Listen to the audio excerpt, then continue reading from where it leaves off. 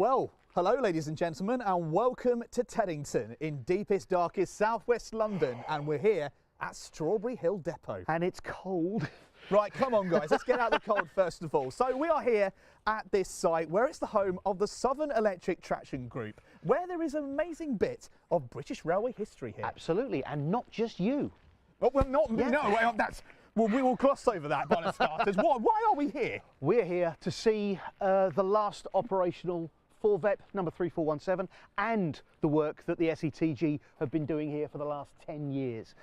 But we can't bring you in to an operational depot. No. You guys are at home, so what are we going to do about that? Simple. What we do is we deploy tele-minions. And here they are, so Yes. come with us and have a look in here. We kept- are in with Railway HQ here doing all manner of bits and pieces with technologies. Yes. They are very, very busy and very important people. So we brought those guys in to give you an exclusive insight to the depot and all the inner workings of 3417 Gordon Petty.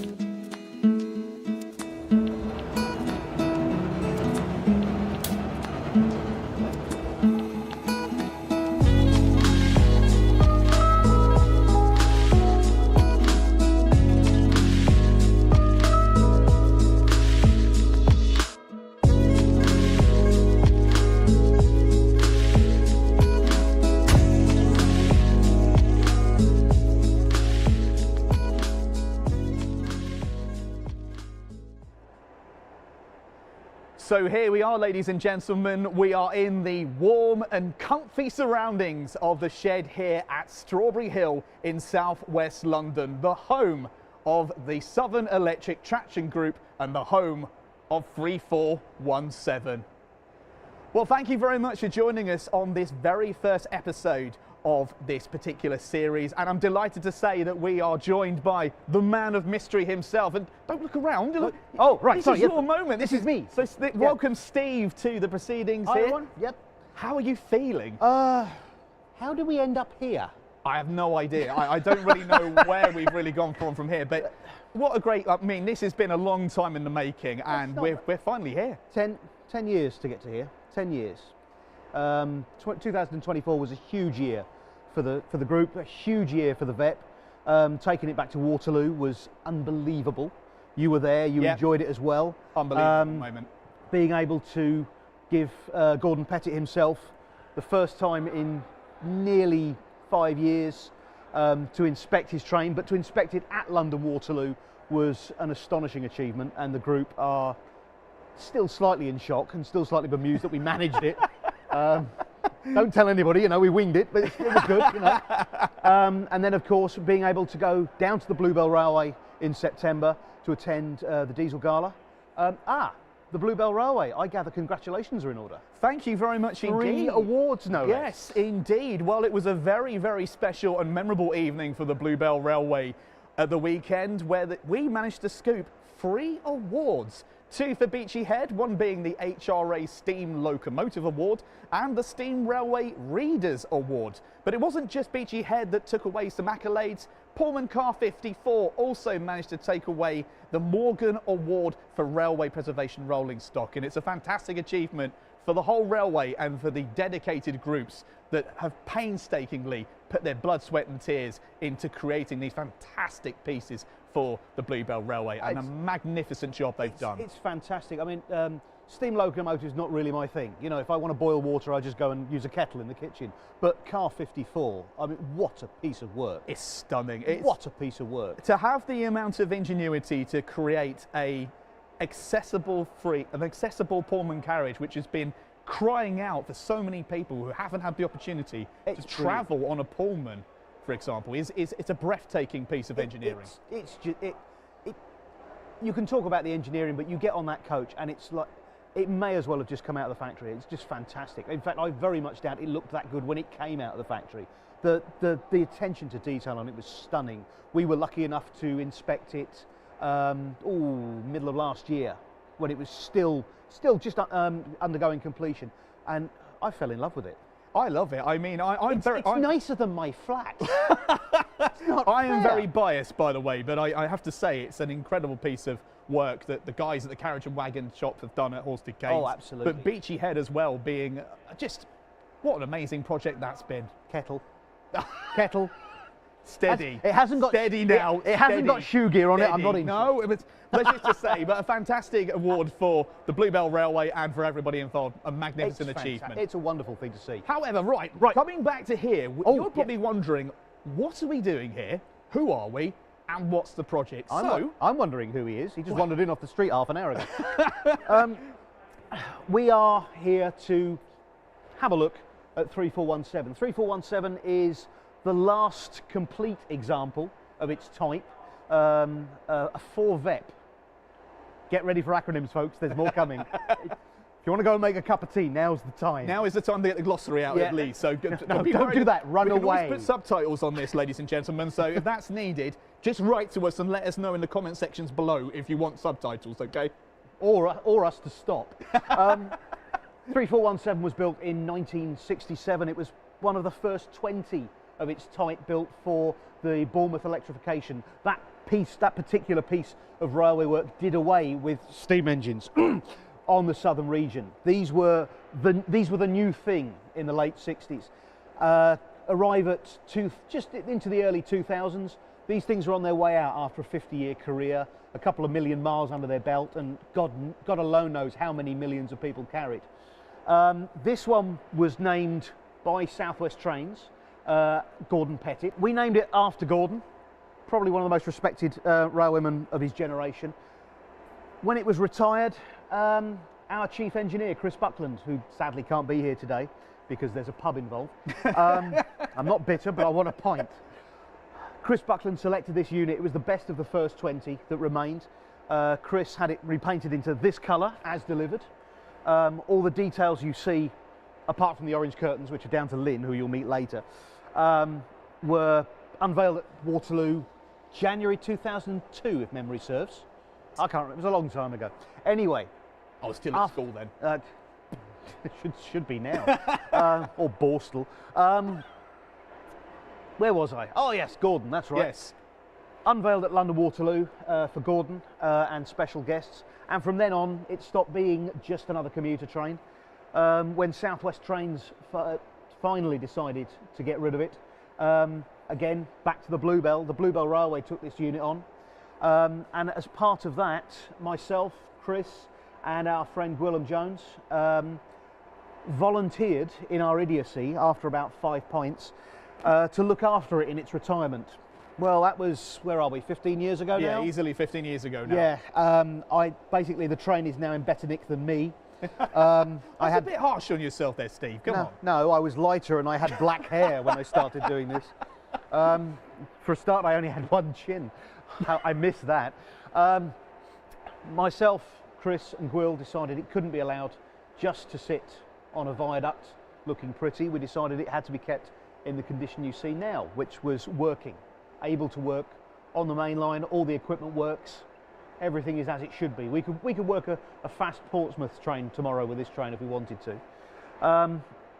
Because of that, we ended up on what was a 15-year expedition looking after it.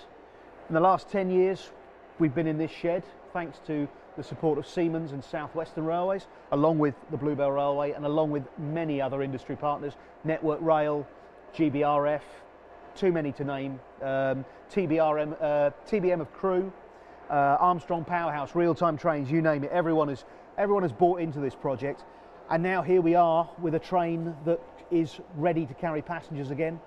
Not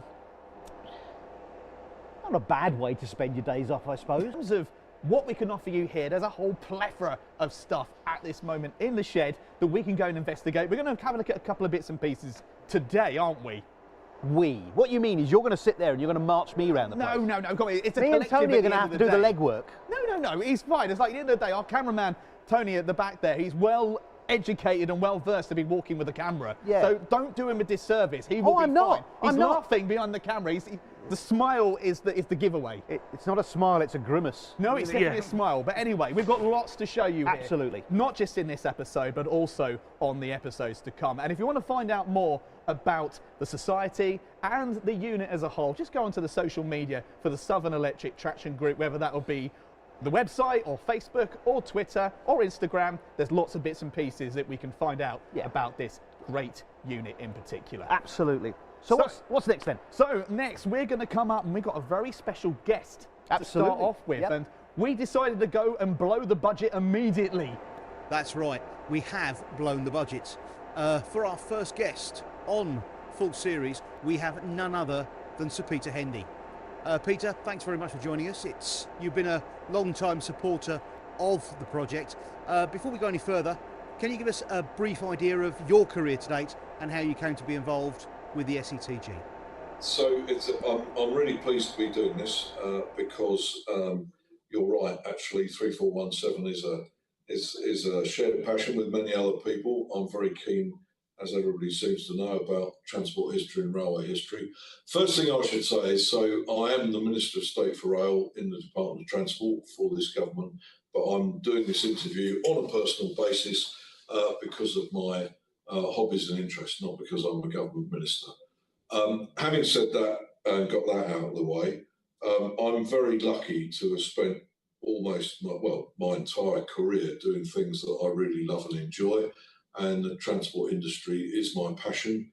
I started, I was about to say I started with London Transport as a graduate trainee in 1975, but in fact that's not quite true, because I learned to drive a bus at an organisation called Continental Pioneer, which was in the goods yard at Richmond. And I was 21 in 1974, and it's a long story, but I taught myself to drive a bus, and I passed my PCV test in July 1974. And I joined London Transport as a graduate trainee. I did all sorts of things with them, including conducting buses in the days when buses had conductors and ticket machines and real money. I was a driver for London Transport. I had great difficulty in passing their test because I'd already passed a PCV driving test, and London Transport famously didn't like people who'd already passed the driving test. So if I hadn't been a graduate trainee, they'd thrown me out. That's another story. I worked for a guy who was the deputy chairman and then the chairman of London Transport in 1978. I wound up having done all sorts of things, running one of the 11 London bus companies in 1989. That company was privatised in 1994. We bought it. We sold it to First Group in 1997. And then more recently, in 2000, when the mayoralty of London was formed, I came back and ran the bus service in London for Ken Livingstone as the mayor for 6 years. Then I became the Commissioner of Transport for 9.5 years for TfL. And then in 2015, I became the chair of Network Rail. And I did that for 9 years. And then very unexpectedly, last summer, I was sitting at my desk at home on a Sunday afternoon in a T-shirt and a pair of shorts. And I answered a call that came up on my mobile phone. It came up as no caller ID. I always have to answer them because when Boris was the mayor, he used to turn up as no caller ID, so you better answer him. And this voice at the other end said, this is the switchboard at number 10 Downing Street, and the Prime Minister wants to speak to you. Will you hang on? So I don't know what anybody listening would do, but I hung on. And I got the Prime Minister, and he said, I'd like you to be the Minister for Rail in my new government. Will you do it? And I just said yes. So that is my career to date. I don't know how illustrious it is. I've never thought that I would be able to do any of those things, but it's been mostly a joy to do them. And it is in an industry that I love, and I think I've done some good on the way, and I hope I'm still doing it. Well, you've been keeping busy. Right, Peter, it's got to be asked, 2025, it's Rail 200. Now, some people watching will know exactly what Rail 200 is about. Some people will be completely in the dark about what it means for the industry, what it means for the country. Can you give us some idea of what Rail 200 means, what it encompasses, and what's going to be happening this year? Oh, absolutely. So the first thing to say is that the passenger railway is a British invention, and the Stockton and Darlington Railway was the first public passenger railway in the world. The advent of passenger railways, that railways has profoundly changed the world that our predecessors lived in and the one that we live in now. So I think celebrating a great British invention is a wonderful thing to do. And I think not only because of the engineering, but because of the social, economic and political effects of the railway. And they've been going on ever since that day in September 1825 when the Stockton and Darlington first opened, and they're still going on. And I think one of the reasons for celebrating the 200th anniversary is not just because of the great past of the railway and all the things that it did. It made us an industrial country. It formed cities. It brought both fresh meat, fresh veg, and fresh milk to cities. It fueled the growth of cities because otherwise they'd never have got big because you couldn't move around them. It survived and actually helped win both world wars. The railway survived the growth of motorised, car ownership in the 50s, despite all the odds, and it survived COVID too. So that history is great. What it does at the moment is really important because connectivity drives growth, jobs and housing, and is really important for the country. And what it'll do in the future is still relevant. And one of the things that's great about it is that some of my predecessors, both in the job that I'm doing now and in Network Rail, would have been, in the 70s, 60s and 70s in British Railways, they couldn't get any investment. It was really hard to do. Now people are falling over themselves to want to invest in the railway because it's the means of giving greater connectivity and economic growth and jobs and housing, and it's still true. So that's really important. And then all of that's really serious. So the other good thing about 200th anniversary is let's have a bit of fun. And let's have a bit of fun on the railway by celebrating what it's done. The British love railways, and I don't know whether you've ever heard me say this before, but the only way you can get the railway on the front page of a newspaper with a favourable story is, frankly, a picture of Flying Scotsman.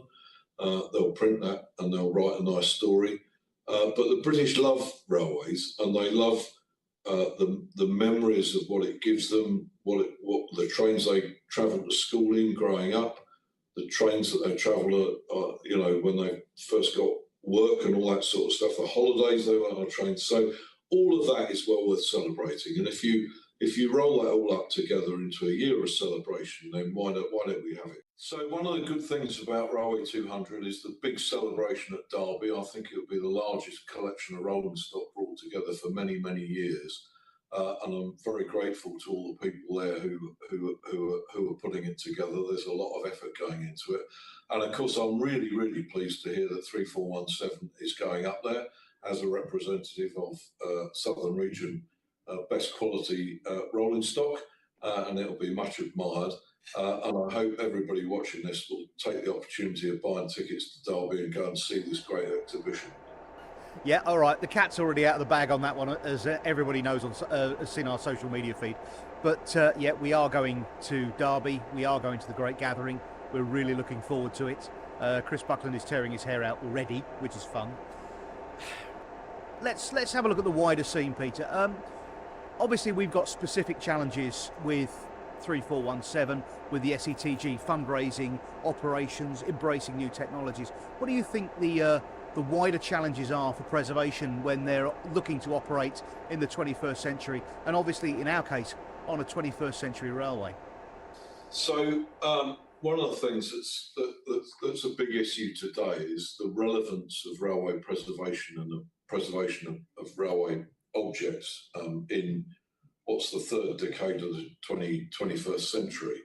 And I think that actually it is important. It's important because people don't just want to see objects. Museums are full of objects. And one of the things I learned as a trustee, both of the London Transport Museum and of the National Railway Museum, is that, of course, people want to see the objects, but they want to tell stories around the objects. And of course, the best story you can tell about a transport object is riding on it. Yeah. And actually what people want to do is to recreate journeys of their past, or journeys that they could have made, or journeys that their friends and family made in the past. And one of the ways of doing that is to ride on period rolling stock on the main line.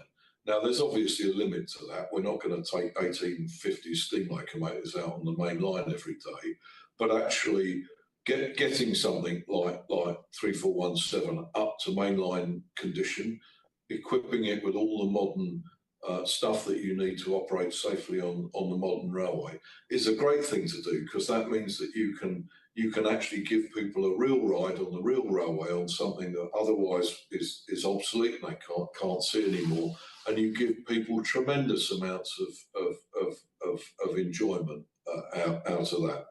And I think it's really important, because actually that's what creates the aura around railway preservation. It's what ought to encourage people to put their money in. By the way, folks, if you're watching this, put your money into 3417. It's a great thing to do. And you've also, beyond the main line, which obviously is constrained, you can run a special train on the main line now and again, but you've also got heritage railways, which are more which can run preserved rolling stock every day. But even they've got serious objectives now. They're less maintained by old people who remember steam locomotives, for example. They've got to have real modern world safety. And then you look at somewhere like Severn Valley Railway, which is a great railway, fabulous day out, but they've just had a really serious structural failure on one of their embankments and bridges. It's going to cost them a lot of money to repair it. But actually, we've all got to put our hands in our pockets and do that too, because otherwise you haven't got heritage railways. So it's got a real purpose. It's got a purpose in giving people pleasure, reminding them of their history and the history of their what they and their families used to do. It costs money, which is why you need donations to keep these things going. But isn't it worth it at the end of it? Yeah, I think that point is very well made, Peter, about the Severn Valley Railway. For anybody watching at home, we will be putting a link on the bottom of the screen so that you can donate towards the Severn Valley Railway. Any money that you can give will help them to reconstruct that bridge and get the railway back into shape as quickly as possible. Peter, like you, I'm very fortunate to have a fantastic career in the railway industry. But people will be looking in from the outside and wondering, what does this deliver to the wider rail industry? I'm wondering what your thoughts are on that. So, one of the reasons that railway preservation is important, and one of the reasons why doing the sort of really intricate and painstaking work that has been done on 3417 is so valuable, is because actually it's using and keeping skills that in the modern world are sadly declining. So, you know, the modern world is full of stuff that's so complicated you can't really maintain it. It's full of very durable materials, but not ones that you can work with woodworking tools or spanners and things like that. And actually keeping alive things that were built by craftsmen and women, and keeping them as good as the day they were built is a really interesting exercise, both in maintaining skills in the older people who can maybe remember how it's done, and also getting younger people to appreciate the level of skill involved and actually learning those skills so that they're transferable elsewhere. And there's a really practical reason why actually this preservation movement's so important, because if you've got that interest and you get involved in one of these things, then you can get on the job on the railway much more easily. One of the things that I never understood in London Transport when I joined was that they were a bit depreciating. Well, not a bit, they were depreciating about people who were interested in it. And I never understood that. And that's not my philosophy at all. I think it's really important that people who join the railways are interested in what it does. And if they've learned some skills by some of the stuff that you're doing with 3417, that's terrific, because those are valuable skills. They keep the learning alive about how to do them, and they give the people who've got them a real in into the railway, which is really important. And as I think we three of us would agree, and I hope people listening would agree, a career on the railway is one of the few stable things left in the world. If you want to work on a railway and you're prepared to change what you do, who you do it for, and sometimes where you do it. You've got a job for as long as you want to work, and the pension's pretty good too. All of that might emanate from actually learning a skill or getting involved in the preservation of something like 3417. So it's really valuable. Peter, you're a leading voice within the industry. Can you give us some idea of your thoughts on the challenges that the 21st Century Railway is going to face? Sure. So look, I mean, talking about today's railway and the future, the first thing to say is that actually it is going to change. I mean, I won't go into a political argument about the future of the railway, but I think it's commonly held by everybody that the present structure doesn't work. And indeed, you know, my principal job over the next few months will be to take a railways bill through the Lords as part of it going through Parliament in order to substantially change the railway. And the reason for that is because the railway doesn't perform as well as it should do. It costs the taxpayers more than it should, and it doesn't have the revenue that it ought to. Those are pretty serious matters, and the railway needs to remain affordable and well performing in order still to be relevant to the country. So that's a sort of serious bit. But the other thing I think is that if you go back to, you know, the railway isn't, I mean, it is an inanimate object. It's a whole selection of inanimate objects, and it would be hard to understand maybe why you might be so affectionate about the railway, except that if you go back to what we were talking about before, it's part of everybody's life. Travelling by train is part of everybody's life. You know, there's some pictures in the office here of Waterloo in the 1940s when there were people in uniform, in the 1950s with boat trains, and then in the 60s and 70s when units like 3417 brought thousands and thousands of people to work in central London every day. And I think a decent bit of a reminder about the importance of the railway in history is a good foil for explaining why it's still relevant and how it can be relevant in the future, you know. And it is interesting, though commuting has dropped since COVID because there are more people who feel that they can work at home 1 or 2 days a week. Leisure travel is up. And leisure travel is the same units that took people at Waterloo on Mondays to Fridays, took them to Bournemouth and Poole and Wareham and Swanage on Saturdays. So, you know, and it's still true. So I think I can explain quite easily both why the railway is relevant today, what it needs to do to get relevant, but also enough about its history to show that continuous process. And I think reminders of the railway's past, travelling around occasionally on the network, are just a thoroughly good thing. Peter, that's fantastic. You can't really ask for a better summing up of why heritage is important, what it means to the wider industry, and where we're going in the 21st century. We're looking forward to joining you on the ride. That's absolutely superb. I think to be brutally honest, we couldn't have asked for a better person for our very, very first interview. So, Absolutely. Lord Hendy, Baron Hendy of Richmond Hill, thank you so much for the time that you've given us, and hope to see you again here at Strawberry Hill very, very soon. Thank you. So how about that for an interview then? Not bad, eh? I mean, to be honest, #1, Lord Hendy. What a great start. Have we peaked too early? We never peaked too early. I mean, to be brutally honest, there's Have only one way up. No. There's one way up or down. What's it, up or down? I don't know. In my case, usually down. It probably, anyway. Anyway, you need to go and do a tour, so you head away. I'm being thrown out now, Yes, you are. Off you go. Go. Fine. Bye-bye. Bye. Cheerio. Bye for now. Anyway, he'll be back soon anyway. More importantly, if there's any way that you guys want to find out, help out with the group here at Strawberry Hill, or learn a little bit more about Gordon Pessett, the unit, then you can go onto our social media handles, which is at Gordon3417 on Instagram. On Facebook it's SETG, and online it's setg.org.uk, where you can not only find out about volunteering opportunities, but the history and the latest news regarding this amazing unit. And once Steve has disappeared into the ether, go on, disappear. You never get the staff. Anyway, we've got plenty that's going to come up on this series, and we are excited to share as much as we possibly can regarding the history, the people, and the knowledge and technological expertise that we have on this amazing unit. One thing of which is that Steve's going to give us a bit of a tour. So hold the line, caller. Steve, you can hear me? Are you there? Hello, James? Yeah. Yeah, I'm up here. Yeah. Okay. Will you stop that? What are you doing? It's the noisy Wait, lever. sorry, okay.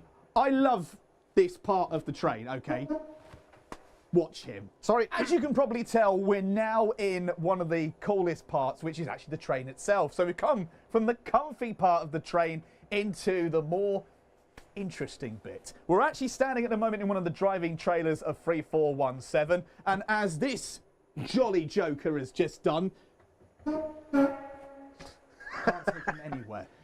He's effectively shown us one of the coolest parts of the train itself, and that is the driving cab. So Steve, yes, if you want to show Tony exactly what this comprises of, come on, go ahead. Come in and have a look. Right, this is the business end. This is where I sit, or certainly used to sit when I used to work these things.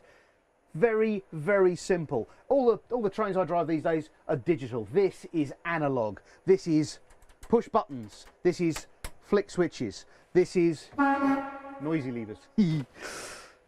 Brake handle, power handle. Forward, take power. Neutral, take power. Yeah, you guys ever heard of the dead man's handle? Well, this is what happens. If I die, I have to hold this thing down to keep the brakes off when we're moving. If I go, this is what happens. Ready for the noise? Lots and lots of brake. The train stops itself. Very, very basic, very, very effective. Anyone who ever used to come into Victoria, Waterloo, London Bridge, Cannon Street, Charing Cross in the 70s, 80s, 90s, you'll remember this noise. Driver gets in, stops at the end of the platform.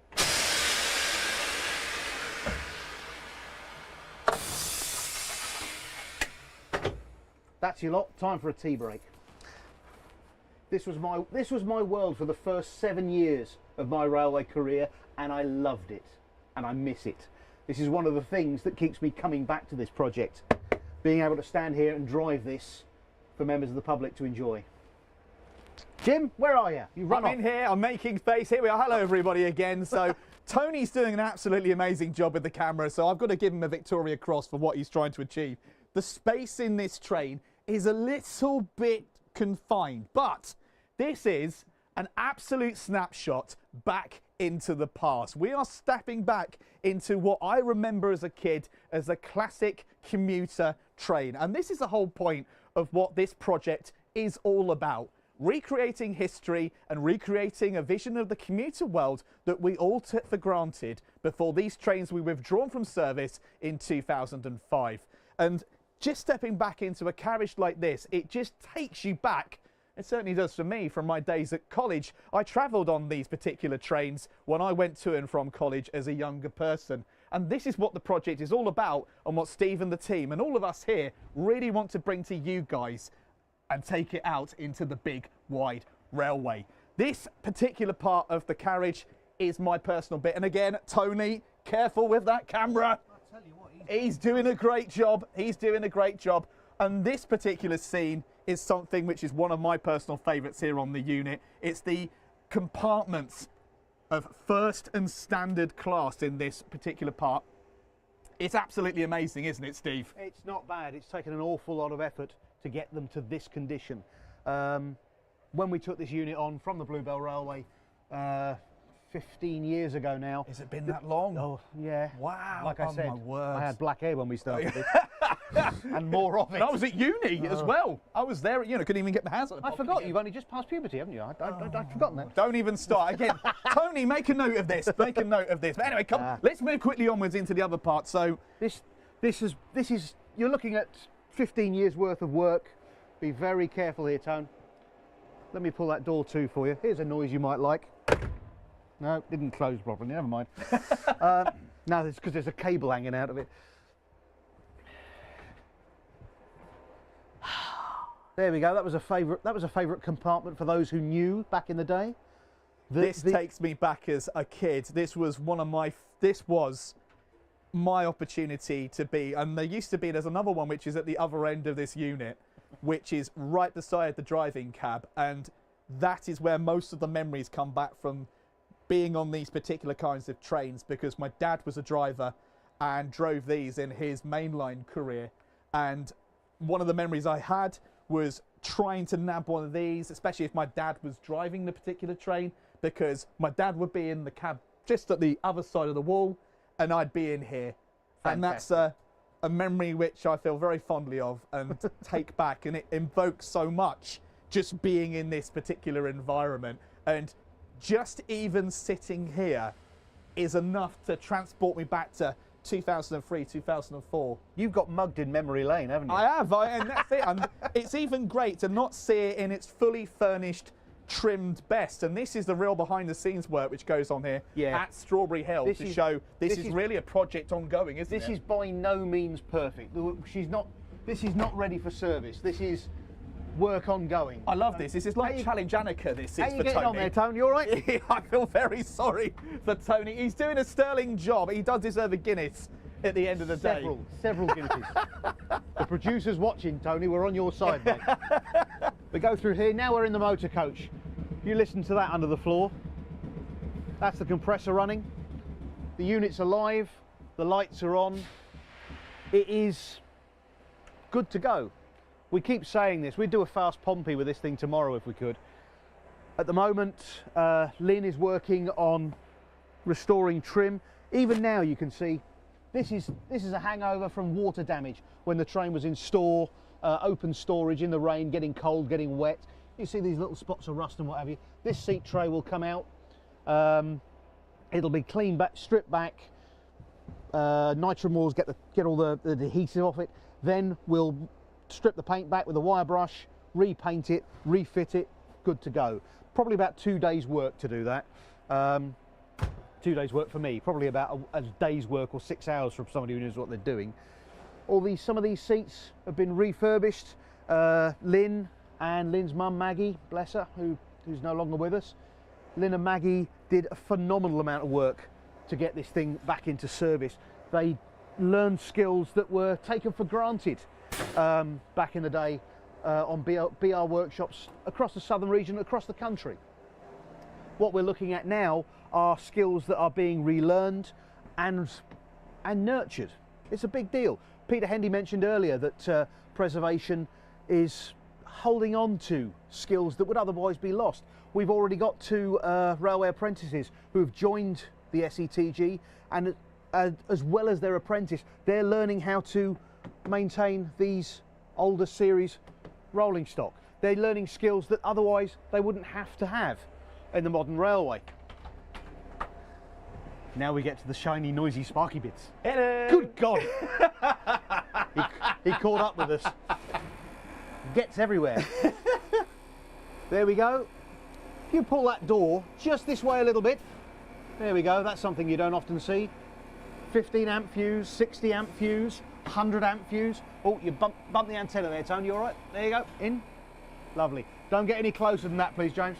No problem at all. Okay. There is one little thing that I've noticed in this compartment which I absolutely love, and I will show you this. Proper old school. Sportis operating manual from 1990. Oh, we're all about the heritage. We love the heritage, and this is an area that I feel most enamoured to. Being a guard in my previous days with the big railway, this is where I would have been if I operated this unit in my career. So being here, it's certainly a massive jump to what I worked with, to what others in my grade were like in the good old days of BR. This train was working, earning money up until the early 2000s.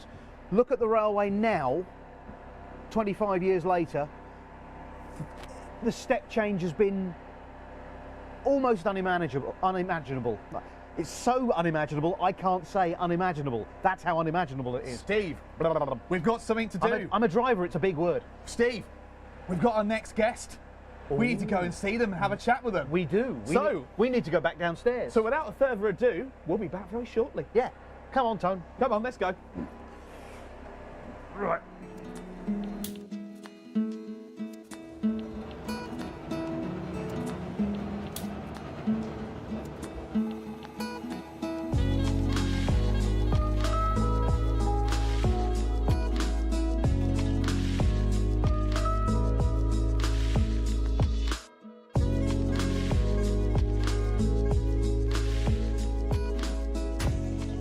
Right, okay, that's perfect. I love that noise. Not bad, is it? I love that noise. Anyway, right, we've been having a look inside of 3417. After you, sir. Oh, thank you very much. H before beauty. Hello, Tone. Right, didn't need that. Anyway, we're now going to go and speak to one of the real unsung heroes here at Strawberry Hill and an absolute master of her craft. And that's the wonderful Lynn. Lynn is here doing her wonderful Did you job just say with the hero? trimming. Hi. Hello. Lynn and Lynn's mum Maggie There she is. are the two who are almost solely responsible for putting the internal trim, the seats, the backs, the cushions, and in Lynn's case the curtains up in this unit. They've taken it from what was a rain-soaked wreck and turned it into something that people are glad, even eager to travel on, which is not a bad boast for a 1960s commuter train.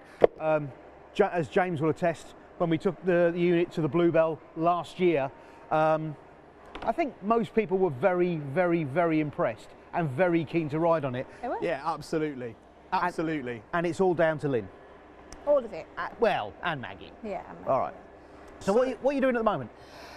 Right, basically, being as a few of these seats are a bit threadbare, I am, this one, if I try and turn it over, or turn it around anyway. Do you want to get the other end?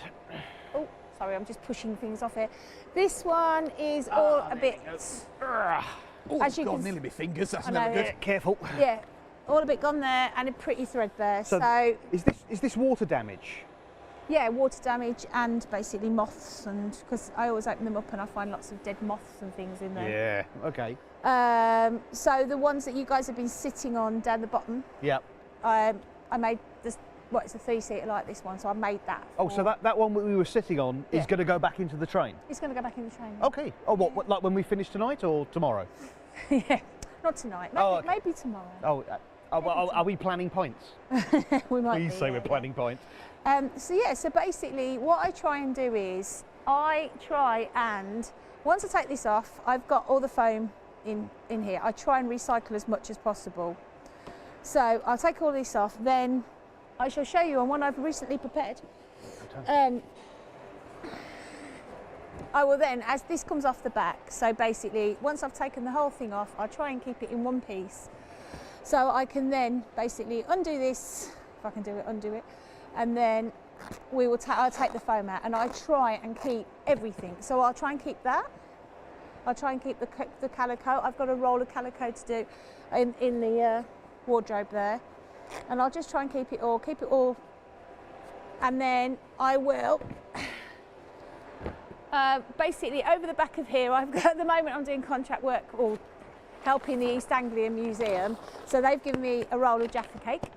And then on our scaffolding, we have a roll of blueberries. So literally, at that. it's beautiful, isn't it? Look at that. That is, I would pay very, very good money for this. I And as know. we said earlier on in the part of the show, I love this kind of moquette. It's absolutely superb. You're not having it. Put it back. I know, I'm not going to take it away. It's perfectly fine. It's Lynn's, so I'm not going to get in the Well, wrong side of Lynn. it's actually not. It's the No, it's don't the do that. SETG. No, don't do that. But yeah, so that's on my scaffolding. It comes out, and literally this is just one piece of material, which Lovely. is taking a little while to master, or try and master how to do these. Yeah, you've been learning these skills from scratch, haven't you? Yeah, pretty much. Yeah, pretty much. You and Maggie went at this from cold. Yeah.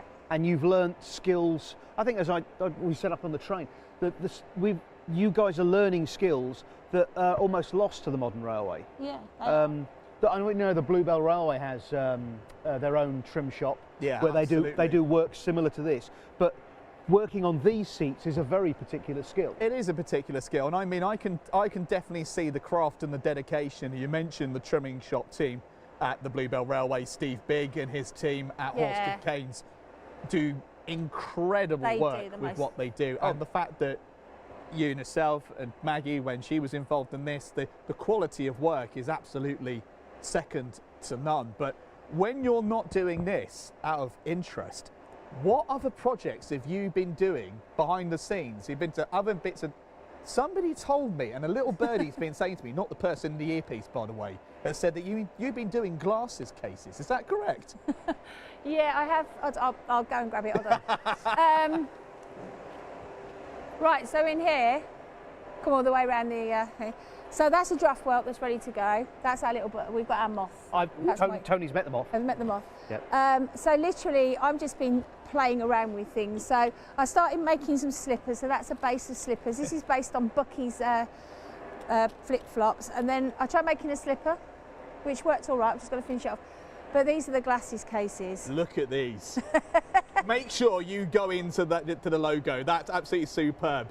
Yes. And it's not like I'm trying to sell it to you on some channel. This is the real deal. This is absolutely wicked. And the one thing, if you recognise the actual moquette, it's up there in the window. Yeah, it's there. So if you want one of these, Curtain material. they are available. And even though I don't wear glasses, and it'll probably happen to me in the near future, I would like one. Well, I'm just thinking, Over you know, here. I've got these, and they're also for anybody with a mobile phone. They can put a mobile Lovely. phone in there as well. So there you Lynn, go. So that's what I'm doing. Honestly, you are an absolute star. Thank you so much for the Thanks, time that guys. you've given us for us. We need to go and have a look at something else. So Tony, come with us. Bye, and we Lynn. will give Lynn a breather from us two reprobates in the process. I just got out of the way there. And one of the things that you can purchase with us at the SETG is your own personalised brake block. Now, Steve is more technically in charge of this whole operation. What is a brake block and what is it doing? Brake blocks, very handy for stopping trains. Yes. Without them, this thing won't stop. And it'll be Well, like it will. a crumpled mess. Well, it will do, but obviously it'll be a lot shorter. Yeah, it'll be very short. Yeah, Yeah. shorter and higher. Yes. Yeah.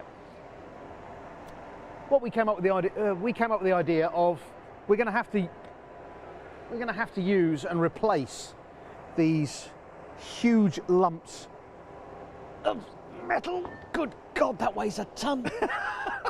So why not get them sponsored? Now this is what we call an R5 brake block. That's a very heavy brake block. Just mind your hands. God, I'm Mind fine. your hands. I'm fine. And that very heavy brake block goes on the motor coach. 62236 here, 2 bogies. I think there's 16 on there. That's a big heavy coach with a big heavy bogie, so you need socky great big heavy brake blocks.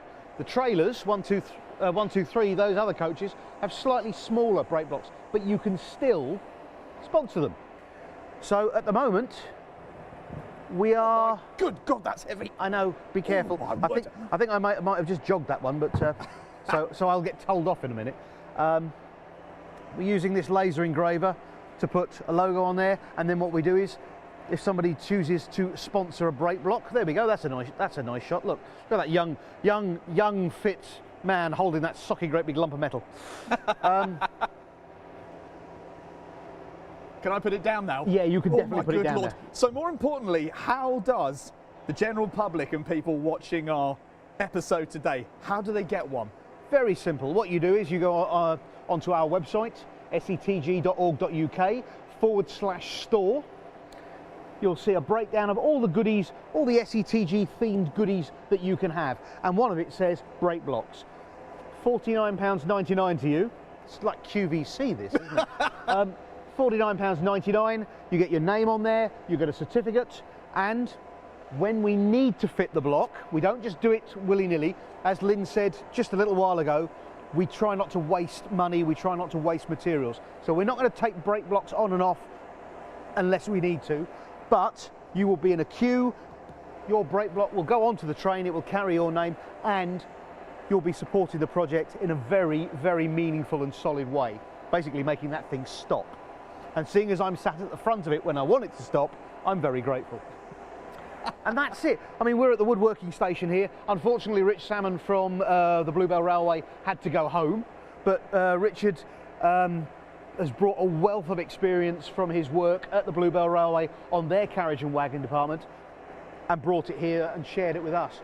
These door thresholds are now ready to go back in. These are sacrificial parts that under BR would have been changed 6 monthly, yearly, whenever they got rotten, they would just be swapped over. For us, making these is a big deal. Richard has brought that sort of skill to us, skills that we didn't have. This is one of the wonderful things about the SETG, a very small group with a very wide and varied array of skills. And then there's James. That's it. That's it. This is what we're about. This is what we're doing. So there we go. And I think we're going to have to put the brakes on this, especially after you've jogged that one, but ignore that one. So it's now time to go back to the seats and to the sofa and to meet our next special guest.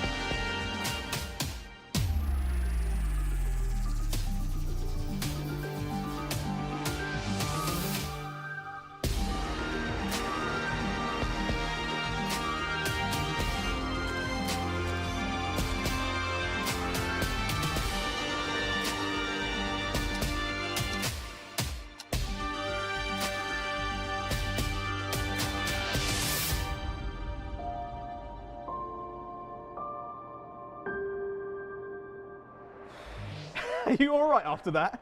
no one told me they'd be walking around. I thought it was going to be sitting down. This is ridiculous. Just think about the steps you've put in. I didn't sign up for exercise. I'm a train driver. Look. I'm professionally round. The people out there who are watching this want to have us look inside of the unit. You've done your steps. You've shown them some nice shiny bits. And people are going to enjoy that segment. I better be getting paid for this. Oh, doesn't matter. Anyway, more importantly, let's welcome Matt Pedleston from Dovetail Games. Thank you so much for joining us here on the seats, shall we say? Yeah, I was just going to say, thanks for having me. And these seats, man, these are amazing. Oh, I'm gonna have to stand up and have a look at these. I mean, I'm so glad you've mentioned these because I've fallen a little bit of love with these seats. You're not having them. Why not? Because Lynn will beat you up. Well, let's just say, we're being really honest, Lynn has done an absolutely amazing job with the craftsmanship and the work that she's done with the seating. Now doing work for Swanage, the Swanage Railway. The Great project there. Group, doing work for the East Anglian Railway Museum as well. Yeah, absolutely. And also, it's a little bit of me. It's not just about me, but it's about everyone. But I've always wanted a Network Southeast seat in my life. And I think this may have ticked the box. So as I sit down, there's a little bit of the inner 8-year-old in me that is smiling from side to side in saying, I've got the chair I've always wanted. Is quite well in touch with it. I was going to say, it seems more like an outer 8-year-old. Yeah. Right, let's get into the questions. Questions, gentlemen, questions. So, Matt, for those people who are watching who are brand new to the hobby and want to find out a little bit more, what is Train Sim World? What's it all about? Train Sim World allows players to fulfill that fantasy of driving trains, because everybody, you know, a lot of kids from a younger age really want to be train drivers. They have this fascination with trains, and but it takes a lot of skill to become a train driver. A lot of training, a lot of experience, a lot of help from other people, and a lot of people just can't do it. So what Train Sim World allows you to do is just do that at home on your console, on your PlayStation or your Xbox or your PC, and it's a nice stress-free environment where you can enjoy driving trains from all over the world in all sorts of different routes. Sometimes in the past, sometimes a little bit in the future even. You know, it's just a way to really enjoy that experience. From an outsider's point of view, I'm not as much as a gamer as most people are, but the one thing which I love about Train Sim World is the accessibility. And I know that you just touched upon it there, it's across so many different platforms. The game really is open to everybody, isn't it? It is. I mean, we put a lot of work into, and there is always more to do, but we try and put a lot of work into making sure that it's something that everyone can access. You know, whether you want to just use your game controller and just, you know, with the really, really straightforward controls that you use for that, or if you want to go down to the actual nitty-gritty, use your mouse and operate all the individual levers and switches, which will do what they do in the real trains, you can do that as well. So it's kind of like you can find the level which is good for you, or if you start simple, you can grow to something as you get more familiarity. You can, you know, learn more about it. It's a real good learning experience. People will learn more about the trains, about how they work through this stuff. So, I know I've got a bit of a southern region bias. A bit? Yeah. Hadn't noticed. I'm quite subtle about Quite it. subtle. Same as well. Yeah. But what else is available? I mean, I'm assuming there are routes available that something like this would be suitable for. Yeah, I mean, so we have a route called London Commuter, which is London Victoria to Brighton. Oh, that's the wrong side of the railway. Central. Ugh, no. We've got routes like East Coast Way, which take you from Brighton then to Eastbourne. Yep. And Seaford. So you got but then outside of that, you've also got routes from all over the world. You know, we've got Austrian, German, American, all sorts of things that you can drive with. Everything from massive American freight trains to high-speed bullet trains in France and all sorts of things like that. So, you know, and as I said, there's something there for everybody in terms of what you find fun about the railways. Because one of the really nice things I like about railways is it speaks to everybody. You know, if you like fast trains or freight trains or stopping trains or whatever they are, big trains, small trains, pointy trains, there's something in the railway for you. And we've tried to bring that into Train Sim World as well. Amazing. And I guess with a game like Train Sim World, realism is extremely important to the overall user and the final finished product. So I could imagine your link up with the big railway and other manufacturers is quite crucial, isn't it? Yeah, I mean, it's absolutely crucial. It's not just realism, it's also authenticity as well, trying to bring that whole real experience in. But we work closely with a lot of real world operators.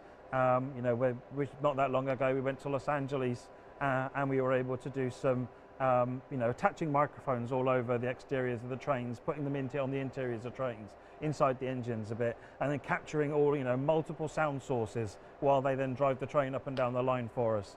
All these things are just enables us to then recreate it. I'm in the wrong job.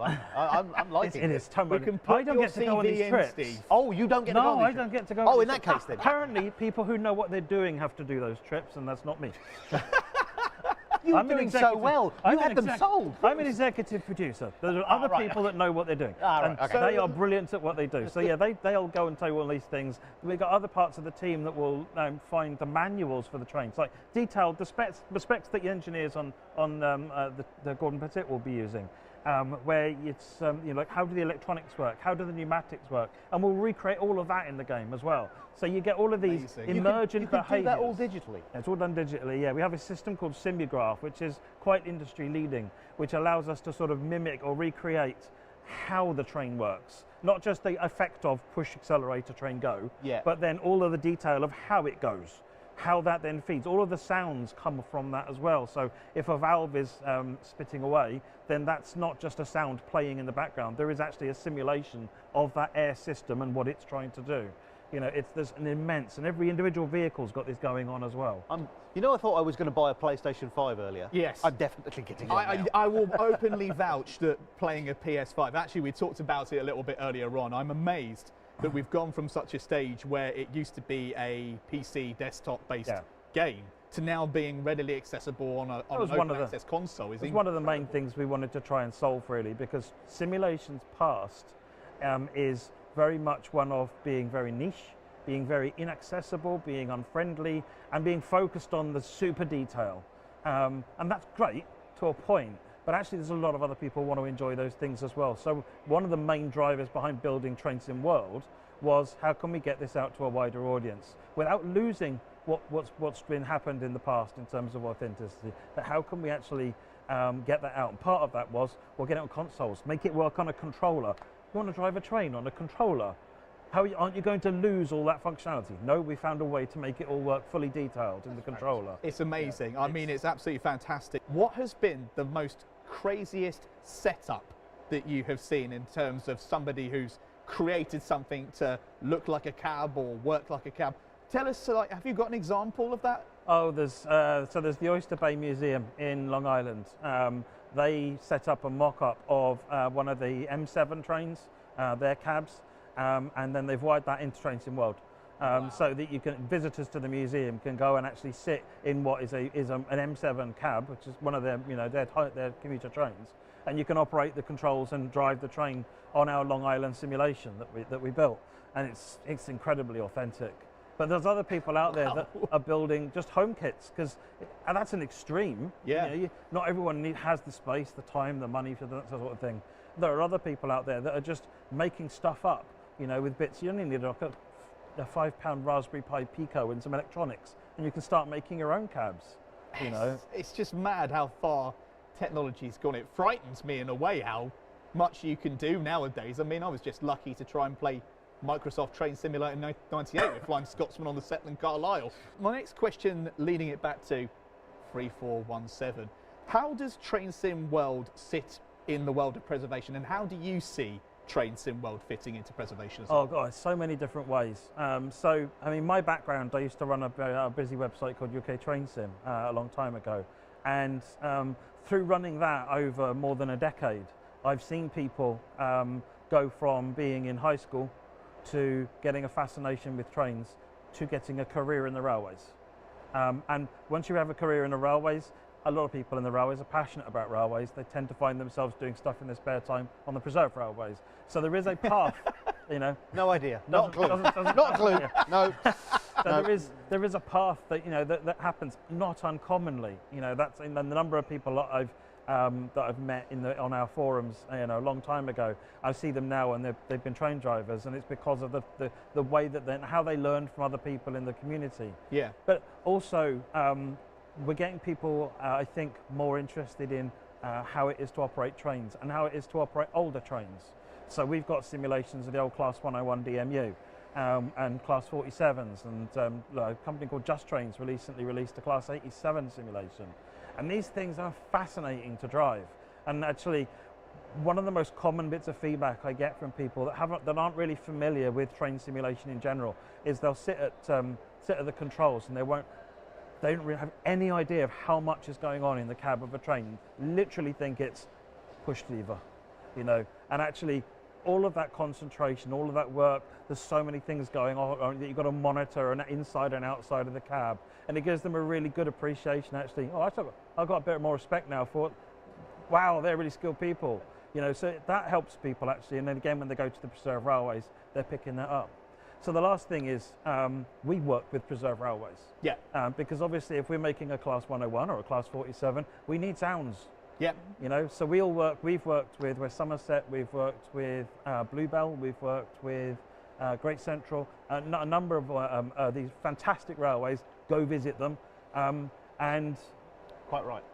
quite right, got to be done. There's such a good time, but you know, they have these great teams that you know, want to help us, and so we're able to hire the railway out, get the train, get a crew, and then, you know, get lots of sound recordings from these trains, and get them again at this high fidelity where we can put microphones all over this thing, which is just getting that kind of access is phenomenal. Yeah. You know, and I see that as putting something back in, because, you know, we're working with the preserved railways on that, and promoting those with the railways with what we do, but also helping when we talk about what we've done. We'll tell people, you know, go and see this. This is where we got it from.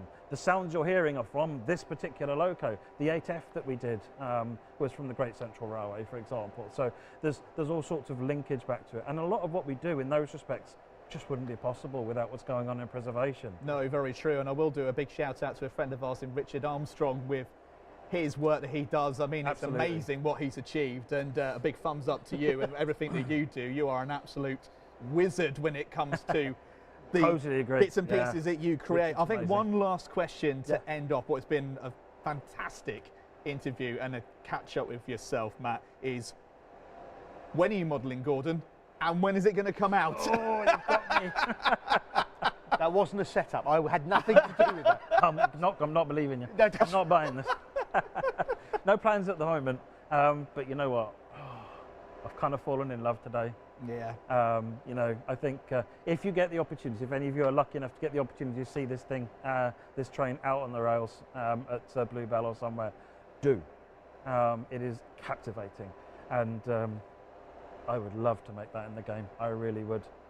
You are an absolute star. Matt, thank you so much for your time, and I really appreciate the time that you've given us both and to everyone here at Strawberry Hill, and Cheers, we hope to see you again Thank you. Cheers. very, very Bye-bye. soon.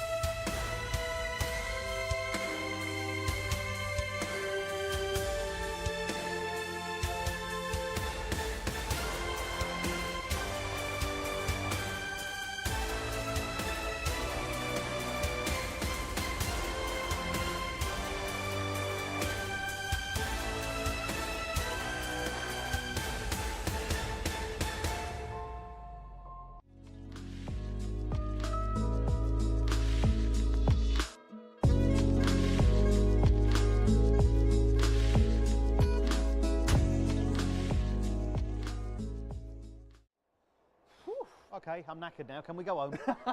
Well, I have to say, before we do wrap up and go nunites, Yeah. that was a really, really good interview. It wasn't bad. it? I enjoyed that. I did. Did it make you want to get a PS5? I'm a 50-year-old man.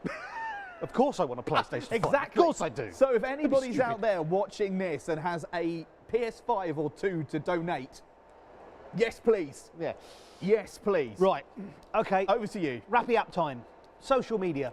Thank you for looking at the big blue thing with lots of doors. If you want to find out more about what we're doing, you can find us on Facebook.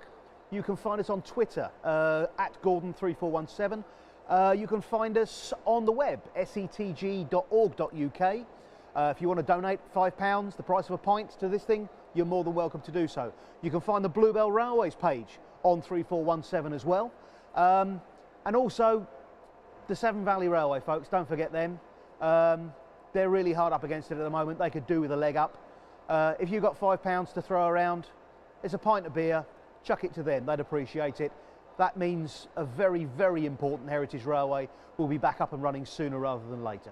Absolutely, and that's what it's all about here on this show, is not just talking about our wonderful unit here at Strawberry Hill, but it's also helping out everybody in preservation, especially at a time like this, and especially with the Severn Valley Railway. So Yeah. they definitely do need the help. Anything is possible with your help, Absolutely. and if you can give us a hand. Yeah. with Can I go home now? Well, hang on. Sorry, oh, the phone's going. Hang on. Wait a moment. Let me shimmy across. Hello? Yes? Okay. Right. Uh-huh. Producer. Right, we need to sell something.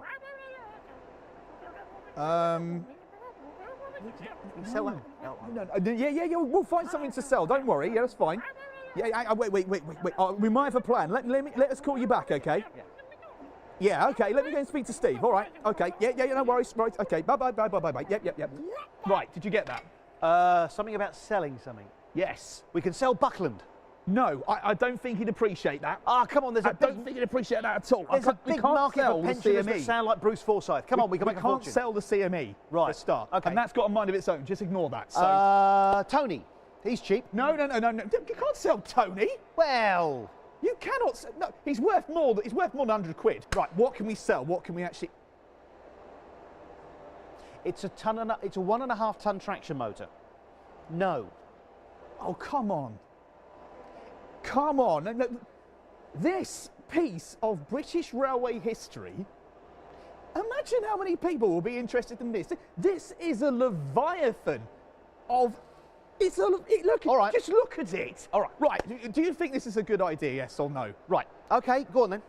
Right, so in the process, we are up to creating a raffle for this traction motor. It has come out of a 456 multiple unit. No, it didn't. It never went in one. Oh, well, No. that's news to me. It never went in one. It was built and should be fitted to a 456. Unfortunately, there are no more 456s. This is probably the Wow. biggest bit of a class 456 left. How much would it cost? About £250,000. So that's a lot of Boots vouchers then. Yeah. That's a lot of Boots vouchers. And the opportunity is going to be given to you watching this, the chance to own this piece of history. And it's amazing that even I didn't know that it's got 0 miles on the clock. It's never been used. Never been used. It won't fit that. It won't fit anything else. We might as well find a good home for it. Yeah, and I'm pretty sure we can find someone out there who's reasonable and fairly sensible. Right. Terms and conditions apply, of course, and that will come from Mr. Upton. Right, because we like you, we're not actually making this up on the hoof. We did plan this. Because we like you, what we're going to do is £10 a ticket. We'll get all that sorted out and set up. There'll be details at the end of the broadcast for that. And what's going to happen is later on in the year, at one of our gala appearances, around the middle of the year, we think, we will do a draw and we will give you the chance to come and collect your 1.5 ton traction motor. I can't stress that enough. 1.5 ton traction motor. Buyer collects. It's a piece of British railway history. It's the largest part of the class 456 fleet that survives. I mean, it's a conversation piece. It'll make a great coffee table. I'll tell you what, if you put it on a coffee table, people will ask what it is and why it's there. Also, make sure if the person that does win this, make sure you've got something that can take the weight. Yeah, don't a Robin Reliance won't work, or a Renault Allegro won't work. A Renault Clio won't hack it, I'm afraid. No, absolutely not. So, I have to say, that's a great place to end this, isn't it? There are going to be people going, what? Well, really? Well, to end on that crescendoed note, thank you so much. You were going to say to end on that bombshell. No, weren't I'm you? not. We're not. You were not going to confuse it. No. On that note, thank you so much to everybody that's tuned in to this very, very first episode. Thank you for watching. Thank you so much. It only leaves for the rest of us to hear at Strawberry Hill to say cheerio and bye for now. Bye-bye.